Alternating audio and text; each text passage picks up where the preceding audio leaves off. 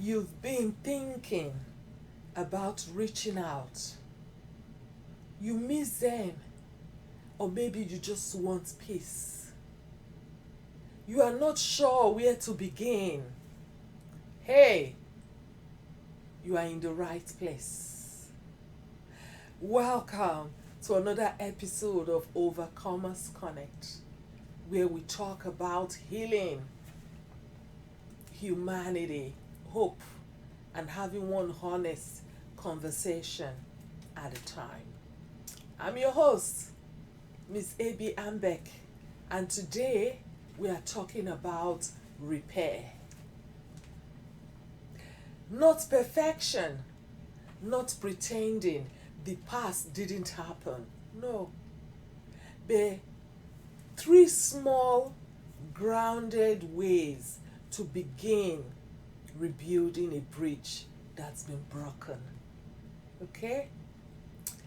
So if you've been walking with us through this series, you know we've already explored why children go silent and what parents wish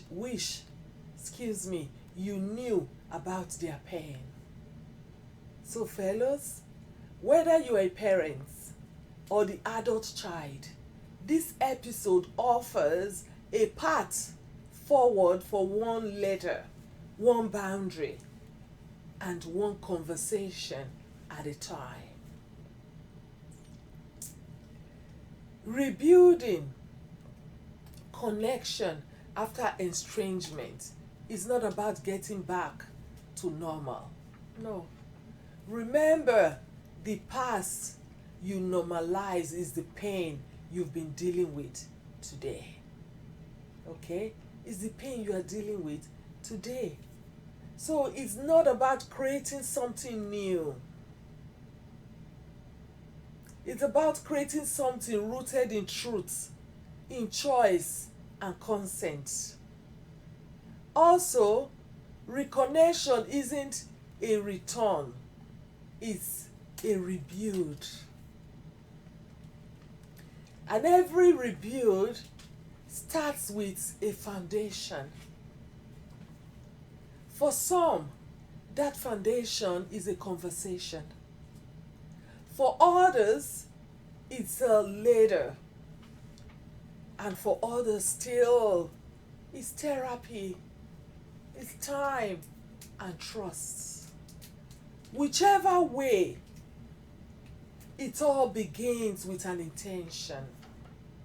An intention for Ahmed. Okay? So here are three starting points that can plant the seeds of reconnection. 1. Accountability without expectations. Whether you are the parent or the adult child, one of the most healing beginnings is a statement of truth. Truth without demand. Truth that may sound like, I've been reflecting on our history and I realize I hurt you. I'm deeply sorry. I understand now that you needed something I didn't know how to give to you. I want to rebuild, but I also respect the space you need. And then also consider that accountability doesn't always aim immediate forgiveness. No. But it builds safety, which is the real ground where love can grow again and where conversations can actually begin, okay? It's not about forcing reconnection, it's about aiming it. Okay, fellas? Another way to go about it, you have to show that interest of curious listening, not defensive, reactivity. No. Many reconnection attempts fail, not because people don't love each other,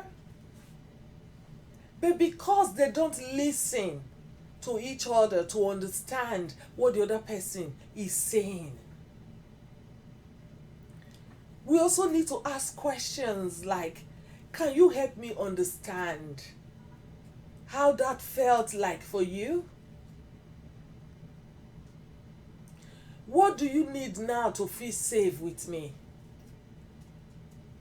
Is there something I have missed in your story that you would like to share with me? Fellas, it's easy to rush into explaining, to defend also. But true repair requires sacred silence to hear the other side, the other person, without interfering. Remember, defensiveness protects the eagle, but curiosity protects the relationship. Okay? And then there should be a shared vision for the future. Reconnection must look forward, not just backward. No. You want reconnection, it doesn't have to just be, a space where you look backward. It has to be forward. Okay? Ask yourselves, what kind of relationship do we want now? What kind of relationship do we need to build now, going forward, moving forward? What are our mutual boundaries? What pace feels safe and respectful for both of us? Remember, these are two people hurting. You need to ask, what is the pace that feels safe and respectful for both of us? Sometimes this means monthly check-ins, okay? Sometimes it means starting with writing instead of talking. Sometimes it also means therapy, okay? Mediation or spiritual direction.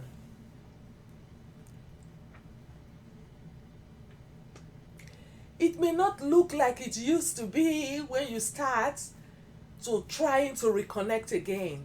It may not look like what it used to be. But that doesn't mean it can't progress to becoming something beautiful. Okay? Now, let's be honest. Not all estrangements or all estranged relationships are ready for reconnection. No. And trying too soon can cause more harm to the already strained relationship. Okay? So you have to ask yourself first, is there unresolved harm that hasn't been acknowledged? Are both parties open to reconnecting? Or is one still closed and blaming? Has enough time passed for reflection? And what are the changes that has happened? If the answer is no, then the first step isn't reconnection, it's preparation. Okay? And that's okay too. To prepare, it does not have to be reconnection straight up. Okay? So try to honor the timing. Heal individually and trust that readiness first before proceeding. If it's possible, it will come. Okay? Also, If you are the one reaching out and haven't heard back, know that silence isn't always rejection. It might be fear. It might be confusion. It might be them gathering the strength to respond.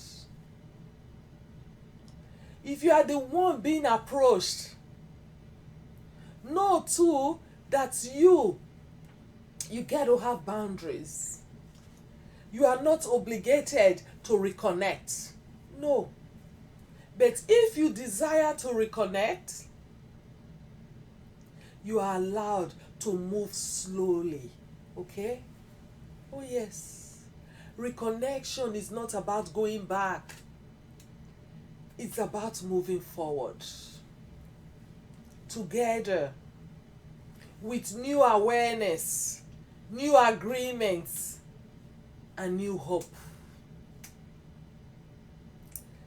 You are not alone in this, folks. There are people healing quietly, slowly, and patiently, just like you. So if you are a parent in pain, don't give up. Seek to understand before you seek to be understood. If you are an adult child struggling, know that your healing doesn't have to come at the cost of your comfort or at the cost of your happiness. And if you are a therapist or coach, let's hold space for complexity. Let's not prescribe silence where a conversation might heal.